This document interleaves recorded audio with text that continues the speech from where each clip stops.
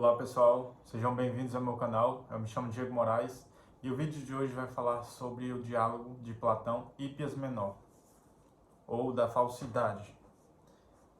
Antes de tudo, gostaria de pedir sua curtida, seu comentário e seu compartilhamento para que a gente possa engajar o canal e trazer mais conteúdo para mais pessoas. Então, vamos lá. Bem, Hípias Menor é um diálogo que vai tratar sobre a questão da falsidade. E esse diálogo ele começa com uma conversa entre Sócrates e Hípias. E Hípias ele se coloca como uma pessoa que pode ensinar várias áreas do conhecimento, desde política até as artes no geral.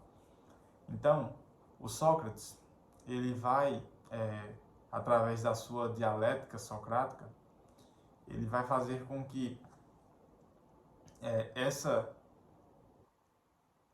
afirmativa de Hípias seja cada vez mais questionada. E assim, o Sócrates ele vai perguntar sobre a questão da verdade e da mentira, né? Se pode ser definido realmente isso, ou qual a ideia de que Hípias tem a respeito da mentira e da falsidade. E dessa forma, Hípias tenta chegar à conclusão, tenta conceituar de alguma forma essa questão da mentira, porém ele entra em os seus argumentos entram em vários conflitos. E esses conflitos eles são mostrados pela prática incisiva da dialética socrática. Ou seja, Sócrates ele aproveita da sua maiêutica e coloca, encurrala o Hípias de forma que ele não consegue definir exatamente o que é a mentira. Ele não consegue definir exatamente o que é a falsidade em si. E ele fica jogando, fica acusando que é algumas coisas, só que Sócrates ele vai sempre questionando e vai tirando o Hípias desse lugar de conforto, desse lugar que os sofistas eram excelentes, que é a oratória. Ou seja, o discurso belo não tinha tanta força frente a os questionamentos de Sócrates, porque Sócrates era incisivo. Sócrates ele buscava realmente entender o que é que a pessoa estava falando a respeito daquilo. E ele queria que Hípias adentrasse num campo mais profundo das ideias que ele mesmo estava falando, de conseguir defender, etc. Então, nesse sentido, Sócrates ele começa a fazer com que Hípias ele se coloque nessa situação complicada, e Hípias, cada vez mais, vendo que ele não consegue definir exatamente o que é a falsidade e a mentira, ele fica relativizando todo o discurso dele. Então ele vai chegar e dizer ali que a mentira ela é algo que pode ser encarado de uma forma meio relativizada. Por quê? Porque a verdade também é relativa, ou seja, não existem ideias objetivas sobre traços da realidade. Essas ideias muito objetivas, elas podem ser desconfiguradas mais à frente. Só que o que ele estava determinando era o que Sócrates estava fazendo com ele no próprio discurso. Ou seja, quando ele afirmava algo, Sócrates ia lá, contrapunha aquele algo com outro questionamento e com outra afirmação que não era coerente com aquilo que ele estava falando. Então, nesse sentido, o diálogo era sempre assim. Hípias tentava, de certa forma, mostrar algum entendimento, alguma luz a respeito do que ele estava querendo falar sobre verdade e mentira. E Sócrates, ele buscava sempre contrapor essas ideias, mostrando a incoerência no seu sentido mais amplo, no seu sentido mais profundo.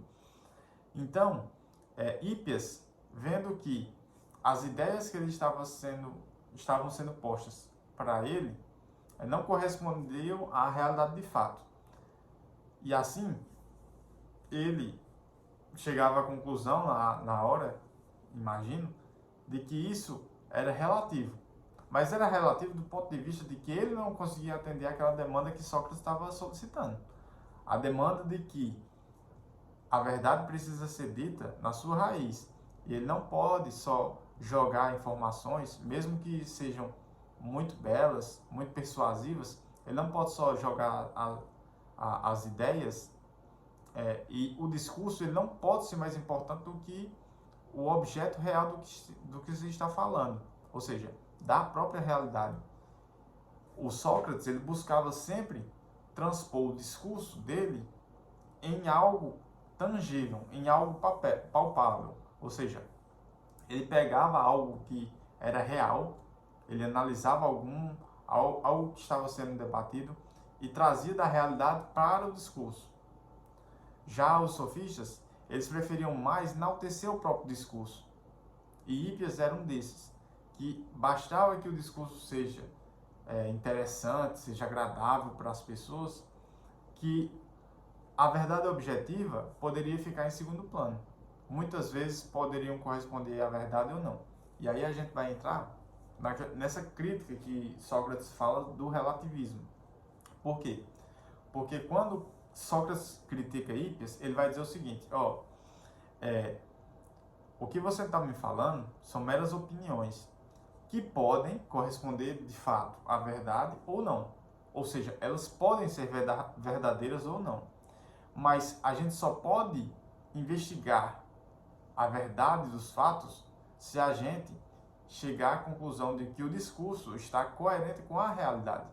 Então, o que mais importa para Sócrates é averiguar o que é real, qual é a realidade das coisas, onde está realmente a verdadeira verdade, né?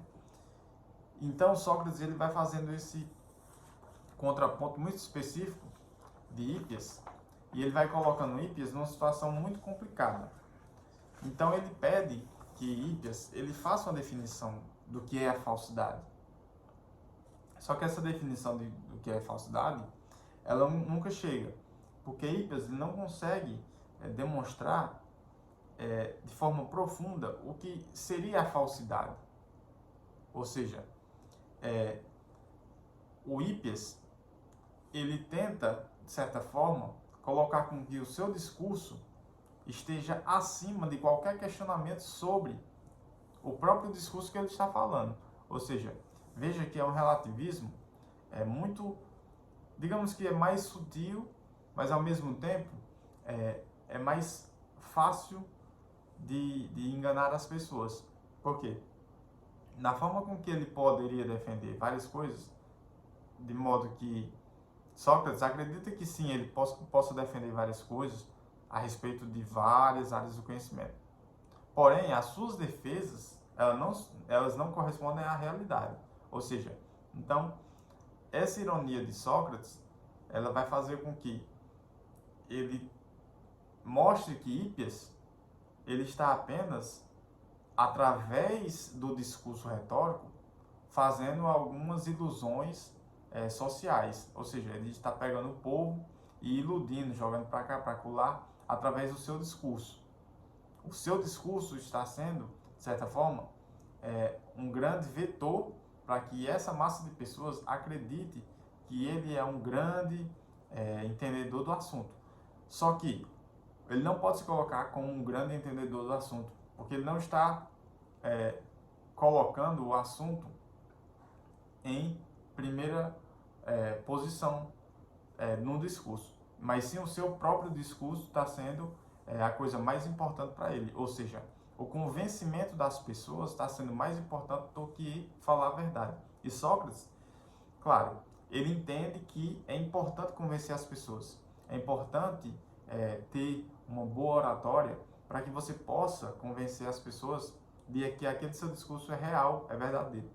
Só que não adianta de nada você ter esse convencimento, essa persuasão, você conseguir falar com as pessoas de modo claro, objetivo, não adianta de nada se o que você está falando, a essência do que você está falando, não confere com a realidade das coisas.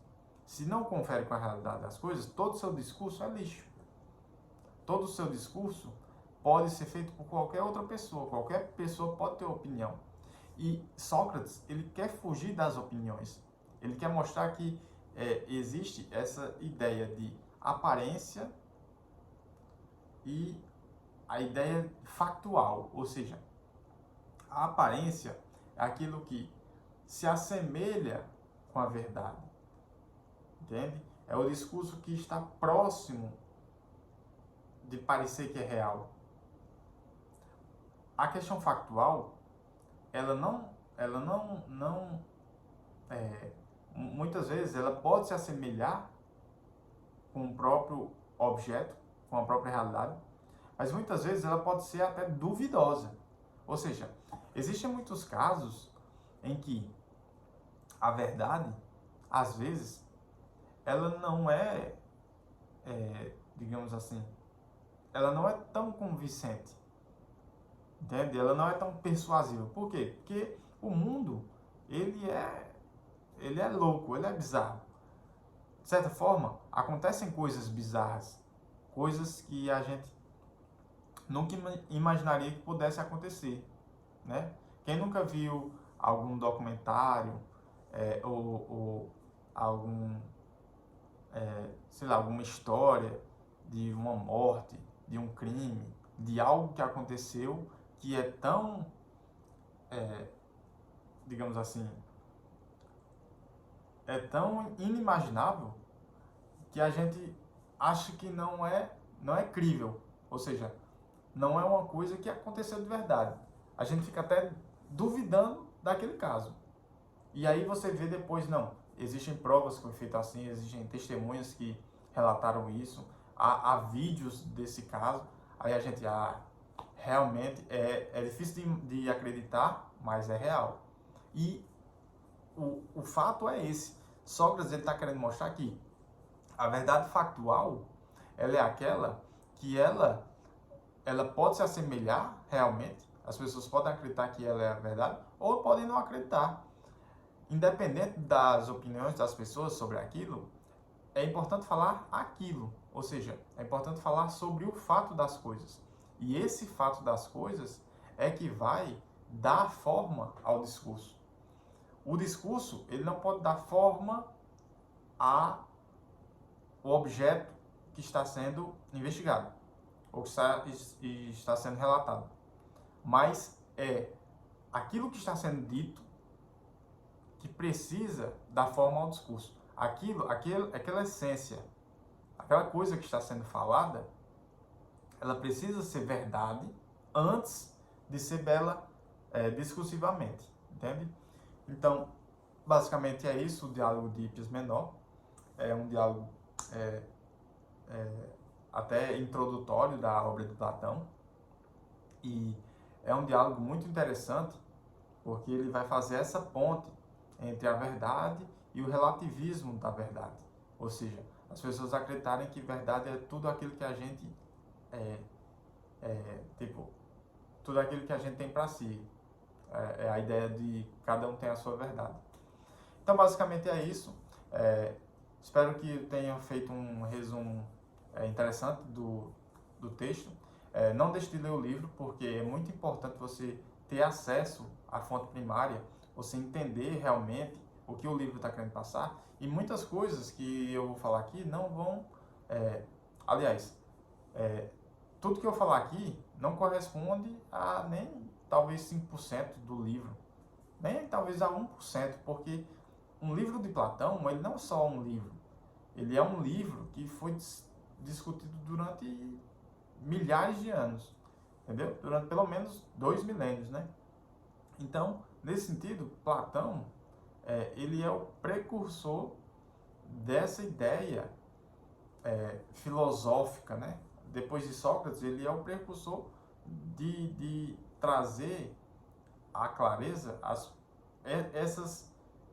esses debates sobre realidade, sobre verdade das coisas, sobre relativismo, que existia desde a época de Sócrates, né? Desde a época dos sofistas.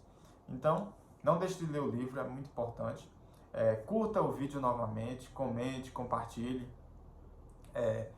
Espero que vocês estejam gostando do canal e cada vez mais a gente vai trazer diálogos de Platão e outros vídeos relativos à filosofia, à autocultura e a conhecimentos gerais. Muito obrigado e até a próxima.